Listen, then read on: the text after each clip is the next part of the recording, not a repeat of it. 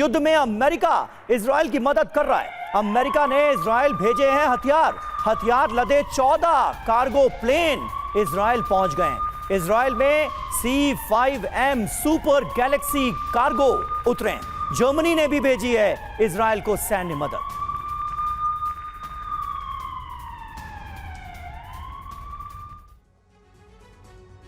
तो अमेरिका भले ही खुलकर इजराइल की मदद के लिए इस जंग में नहीं कूद रहा है, लेकिन लगातार मदद तो जारी है। अब जानते हैं ईरान पर कैसे अंतिम प्रहार की तैयारी कर रहा है इजराइल। इस प्लान में अमेरिका की ओर से भेजे गए हथियार अहम भूमिका निभाएंगे। ईरान पर अंतिम प्रहार अमेरिका ने भेजे हथियार।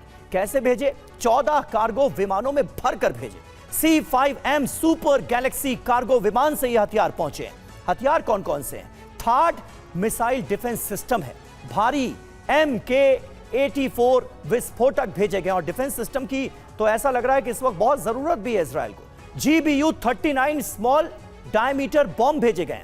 हेल फायर मिसाइलें भेजी गई हैं। तो लगातार हथियारों से और आर्थिक तौर पर भी बड़ी मदद इजराइल की करता हुआ अमेरिका नजर आ रहा है।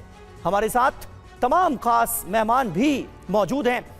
डॉक्टर संदीप, किस तरह से आप देख रहे हैं इस मदद को? एक तरफ डोनाल्ड ट्रंप ने चुप्पी साध ली है, 2 हफ्ते के इंतजार की वो बात करते हुए नजर आ रहे हैं, उसके बाद ही कोई बड़ा फैसला लेंगे। निश्चित तौर पर यह बेंजामिन नेतन्याहू के लिए बड़ा झटका है, लेकिन हथियार लगातार पहुंच रहे हैं इजराइल के लिए। देखिए, ट्रंप की एक्चुअली कल लंच हुआ है मुनीर साहब के साथ, और आसिम मुनीर ने ट्रंप साहब को कहा है कि देखिए, अमेरिका में अभी तक सिर्फ 4 राष्ट्रपति को नोबेल पुरस्कार मिला हुआ है शांति का, तो आपको भी मिल जाए तो अच्छी बात है।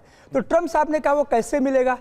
उन्होंने बोला कि ऐसा है कि इस तरह मिलेगा कि आप थोड़ा सा 15 दिन के लिए पॉज ले लीजिए। मैं आपको एक हाइपोथेटिकल सिचुएशन बता रहा हूं कि ये है मनोस्थिति है ट्रंप की इस समय, कि ट्रंप को करना क्या है ये ट्रंप को नहीं मालूम है। और यही सबसे बड़ी अमेरिका की समस्या और नेतन्याहू का पजल है।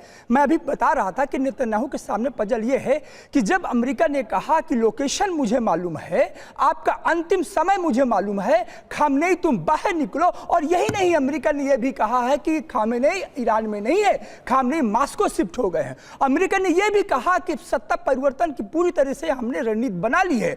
और अमेरिका पर बैठे जो साफ परिवार के थे, उन्होंने कहा कि मैं डायरेक्ट ईरानी लोगों से संपर्क में हूं।